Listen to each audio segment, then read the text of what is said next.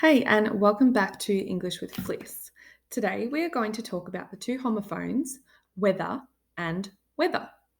So you will learn what the difference is between whether and weather and how to use these words correctly in sentences. So let's have a look at weather. This weather refers to the state of the atmosphere. For example, is it hot, cold, rainy, humid, etc.? Now, I looked at this word and tried to think, is there some sort of trick to remembering this word and this spelling of this word? So I looked at the word and I saw the word eat, and I kind of thought to myself, eat works. Would you eat outside? So, would you eat outside in this weather? So, typically we'll have like a picnic when the weather is nice, won't we? So, maybe you can use that little trick when you're writing down the word and to see if this is the weather that you need. Would you eat outside? So, here's an example for you in a sentence. The summer weather in Western Australia is usually hot and dry. So I didn't include any other examples here because weather just means the same thing, and I felt it was kind of self-explanatory there. So just remember weather, weather, and can you see the word eat? Would you eat outside in that weather? Now let's have a look at the other weather, weather. This weather means to have a choice between things or expressing doubt. So I've written down a few examples for this one. It's a bit more complex. So I'm not sure whether to get a new phone or not. So this person is expressing doubt on whether they need a new phone, and they have a choice between getting a new phone or not getting a new phone. I don't know whether she will come. Maybe she's going to come to the party or not. So she's got the choice of either coming to the party or not coming to the party. And this person is expressing concern or doubt on whether or not she'll do that. I can't tell whether you're being serious or not. So this person is talking to someone and they can't tell whether this person's being serious or not. So there's a choice between serious and not serious. So obviously it's not in every sentence with this weather, weather, but often you can see the word or, and it's basically showing you that there's a choice, which in turn, like we said before, can show choice between things. So, I'm not sure whether to get a new phone or not. And then I can't tell whether you're being serious or not. So that's kind of a little cheap way to sort of decide whether you're using the correct weather or not. Now, I've written, we've got a little quiz here. So what I'd like you to do is to write these down with a pen and paper and fill in the blank spot with the correct homophone. So the correct weather. So I'll read these out to you first. I can't decide whether or not I want a piece of pie. What's the weather going to be like today? And do you know whether it's going to be hot or cold today? So I'll ask you to pause the video and write down your responses, and I'll ask you to do that now. Okay, so hopefully you've paused the video and you've written down your responses. So let's see if you got these correct. So I can't decide whether or not I want a piece of pie. This person had a choice. So it is weather.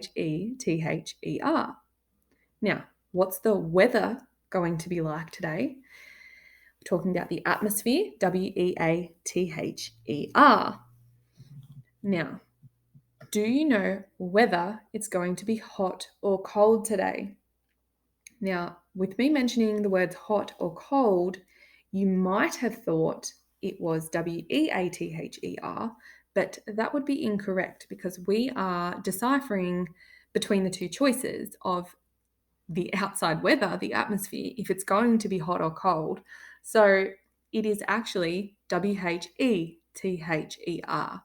So we've got the choice between the weather. So do you know whether it's going to be hot or cold today? Whereas the above sentence was, what's the weather going to be like today? Can you hear the difference? Let me know in the comments below if you still need a little bit of explaining on those two differences for those sentences in particular. Now, let's have a look at our next few sentences. What's the weather like in your country? You're going to eat it whether you like it or not. I asked whether he was happy or sad. So write these down, pause the video, and have a go.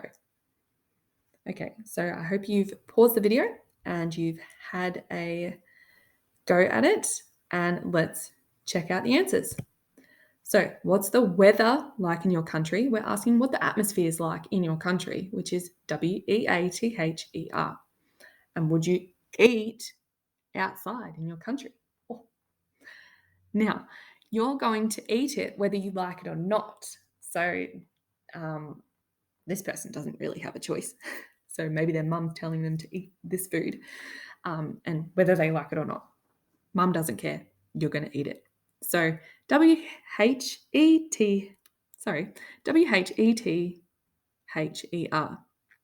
So that's the weather we're using there. I asked whether he was happy or sad. Again, WHETHER. So that person had the choice between being happy or sad, and we were finding out if they were happy or sad. And can you see that both of those sentences had the word or in them? So, like I said, that can help you decipher the difference between the two weathers. Now, in summary, WEATHER, weather, refers to the state of the atmosphere. Is it hot, cold, rainy, humid, frosty, misty? All of those things refer to weather. And try to remember, would you eat outside in this weather? And the other weather, WHETHER, refers to a choice between things or expressing doubt. Thank you for watching. I hope you took some, information away from this video, and let me know what you thought of that eat outside trick. Let me know if you think that would work. I think it would work. That's why I included it. So let me know if you will use that in the future. If you liked this video, please give it a thumbs up. It really helps me understand what you guys are liking, and let me know down in the comments below what you thought of the video, or even include a sentence or two down below using the correct weathers in sentences for me. That would be a little, extra quiz for you, extra learning for you.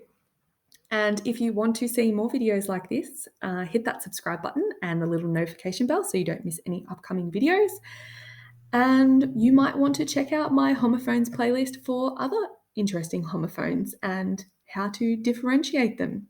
I've also got a playlist on parts of speech, which you might find valuable as well. So again, thank you so much for watching, and I'll see you next time.